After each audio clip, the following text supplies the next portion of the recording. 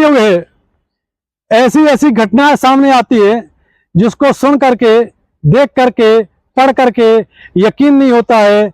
क्या आप सोच सकते हैं कि कोई महिला रात्रि में अपने पति को खाने में नींद की गोलियां खिला दे और उसको गहरी नींद में सुला करके अपने पड़ोसी के घर पहुंच जाए और वहां पर रातें रंगीन करे, और रातें रंगीन करने के साथ जब प्रेमी से उसकी बात हो जाए तो वो प्रेमी की हत्या करके अपने घर आ जाए, वो अपने पति के साथ बिस्तर पर सो जाए और सुबह इस प्रकार से पेश आए कि उसको कोई जानकारी नहीं है। दरअसल हम बात कर रहे हैं उत्तर प्रदेश के बरेली की। बरेली में 31 जनवरी 2025 को इकबाल नाम का एक व्यक्ति है जिसकी डेड बॉडी उसी के घर में पड़ी मिलती है।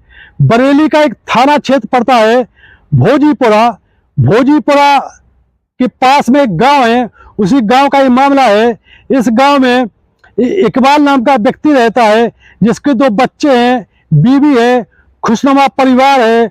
उसी के पड़ोस में रहती एक महिला जिसका नाम है रूबीना। रूबीना की उम्र 35 साल है और जो इसका पड़ोसी है जिसका नाम है इकबाल, इसकी उम्र 40 साल है।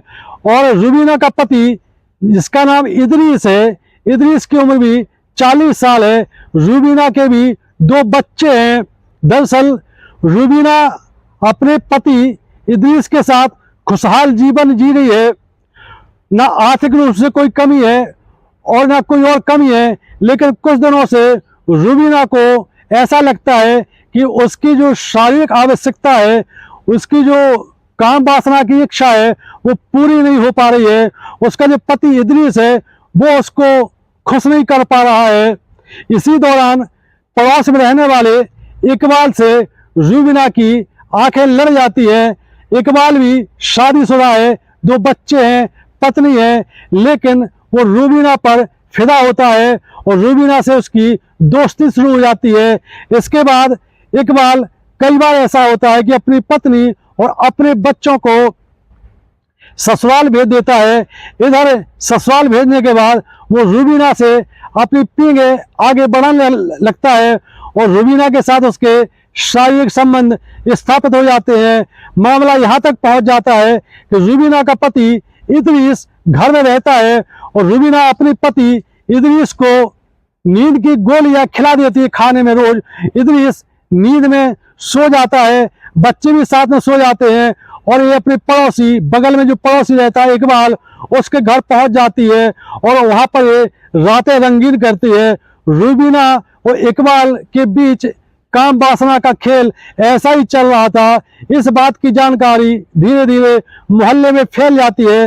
मोहल्ले वालों ने रूबीना के पति इदरीस को इस बारे में सूचना दी कि तुम्हारी पत्नी का चाल चलन कुछ ठीक नहीं लग रहा है और जो तुम्हारा पड़ोसी है इकबाल, उससे उसका चक्कर चल रहा है। लेकिन इदरीस ने इस बात को इसलिए गंभीरता से नहीं लिया कि उसने कभी भी ऐसा नहीं देखा कि रूबीना उसको रात में या दिन में कभी पड़ोस के घर ज़्यादा जाती हो, सिर्फ कभी कभार बात ही करती थी। लेकिन कहते हैं कि ऐसे मामले छिपाए नहीं छिपते। इदरीस को भी इस बात की जानकारी लग चुकी थी कि उसकी पत्नी रूबीना के अवैध संबंध पड़ोसी इकबाल से हैं। इदरीस ने अपनी पत्नी रूबीना को कई बार समझाया कि इस प्रकार की हरकत करना ठीक नहीं है, पूरे गांव में थू थू हो रही है, बदनामी हो रही है, ये रिलेशन बंद कर दो, उससे बात करना बंद कर दो। लेकिन रूबीना ने बताया अपने पति इदरीस को कि मैं क्या करूं, मैं बहक गई थी। और एक बार जब कदम बहकते हैं तो बहकते ही जाते हैं। एक बार जब इकबाल और मैं शारीरिक संबंध बना रहे थे तो उसने मेरा आपत्तिजनक नग्न अवस्था में वीडियो बना लिया और कई फोटो भी ले लिए। और मैं अगर उसके पास जाने से मना करती हूँ तो वो इन वीडियो को, इन फोटो को सोशल मीडिया पर वायरल करने की धमकी देता है और ये भी कहता है कि तुम्हारे पति को सब दिखा दूंगा। तुम्हें डर के मारे, सामाजिक डर के मारे मैं इकबाल से मिलने के लिए जाती हूँ। हालांकि अब मैं नहीं चाहती हूँ कि मैं इकबाल के साथ संबंध आगे बढ़ाऊं। इदरीस ने कहा कि अगर ऐसा है तो मैं इकबाल से बात करता हूँ, सारे जो तुम्हारे आपत्तिजनक वीडियो है, फोटो है, मैं डिलीट करवाता हूँ। लेकिन रुबीना ने अपने पति इदरीस को मना कर दिया और उसने कहा कि नहीं, मैंने किया है तो मैं ही इकबाल को हैंडल करूंगी। इसके बाद रुबीना अपने पति इदरीस को रोज की भांति नींद की गोलियां खिला करके इकबाल के घर जाती है और उससे फरियाद करती है कि मैं अब तुमसे संबंध नहीं रखना चाहती हूँ, क्योंकि मेरे पति को सब पता चल गया है और गांव में बदनामी हो रही है। लेकिन इकबाल इस बात की धमकी देता था कि जो हमारे पास वीडियो है वो हम सारे वायरल कर देंगे। रुबीना ने इकबाल को, अपने प्रेमी को काफी समझाया कि अब तक जो हुआ सो हुआ, तुम्हारा भी परिवार है, मेरा भी परिवार है। लेकिन इकबाल राजी नहीं हो रहा था। इकबाल रुबीना को धमकी दे करके अपने घर बुलाता था और पूरी रात उसके साथ काम वासना का खेल खेलता था। अब रुबीना ने भी ठान लिया था कि इसको इसी की तर्ज पर निपटा जाएगा। एक घटना 31 जनवरी 2025 की है। रुबीना ने अपने पति इदरीस को रोज की भांति खाने में नींद की गोलियां खिला दी और पति इदरीस जब गहरी नींद में सो जाता है तो रुबीना, जैसा कि उसने इकबाल से पहले बता रखा था कि आज रात में, चूंकि तुम्हारी पत्नी मायके गई हुई है, बच्चे भी साथ में गए हैं, तुम अकेले हो, तो मैं तुमसे मिलना चाहती हूँ। इकबाल तो इसके लिए तैयार बैठा हुआ था। रुबीना इकबाल से मिलने के लिए पड़ोसी इकबाल के घर पहुंच जाती है रात में 11 बजे। इसके बाद रुबीना और इकबाल के बीच काफी बातचीत होती है कि वो सारे वीडियो या तो वापस कर दो हमको या डिलीट कर दो, और तुम जैसा आगे कहोगे हम वैसा करेंगे, हम तुमसे मिलते रहेंगे, तुम्हारे साथ हम संबंध बनाते रहेंगे। लेकिन इकबाल ने यह भी स्वीकार नहीं किया, क्योंकि इकबाल को पता था कि यदि हम सारे वीडियो और फोटो डिलीट कर देंगे तो ये आगे से बुलाने से नहीं आएगी। इसके बाद रुबीना और इकबाल के बीच 31 जनवरी 2025 की रात को शारीरिक संबंध बनते हैं। आज रुबीना पूरा तय करके आई थी कि आज इकबाल का खेल खत्म कर दिया जाएगा। जब इकबाल काम वासना शांत करने के बाद निढाल होकर के गिर जाता है तो रुबीना उसके गले पर चढ़ जाती है, उसके गले को इस प्रकार दबाती है कि इकबाल की सांसें थम जाती है। रुबीना ने एक कन्फर्म कर लिया कि इसकी सांसें थम चुकी है। इसके बाद रुबीना चुपचाप अपने घर पर आती है और पति के साथ बिस्तर पर लेट जाती है। सुबह जब इकबाल के पत्नी और बच्चे ससुराल से वापस आते हैं तो देखते हैं कि उनके पति की डेड बॉडी पड़ी हुई है।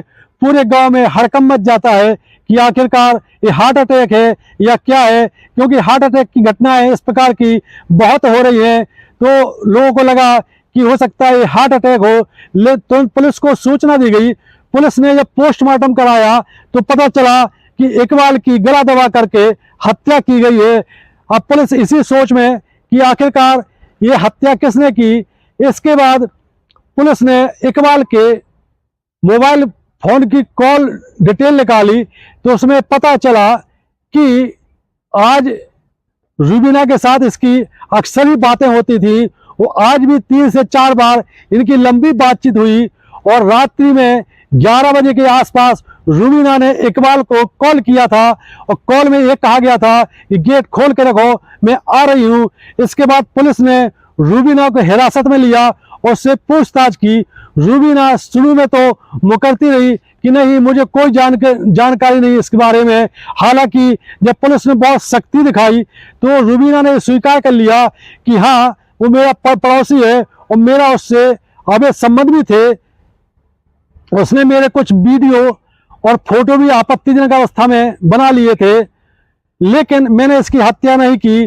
जब पुलिस ने पूरी कॉल डिटेल सामने निकाली और महिला को समझाया कि यदि तुम जो भी स्वीकार कर लेती हो तो तुम्हारे बचने के रास्ते कुछ निकाले जा सकते हैं।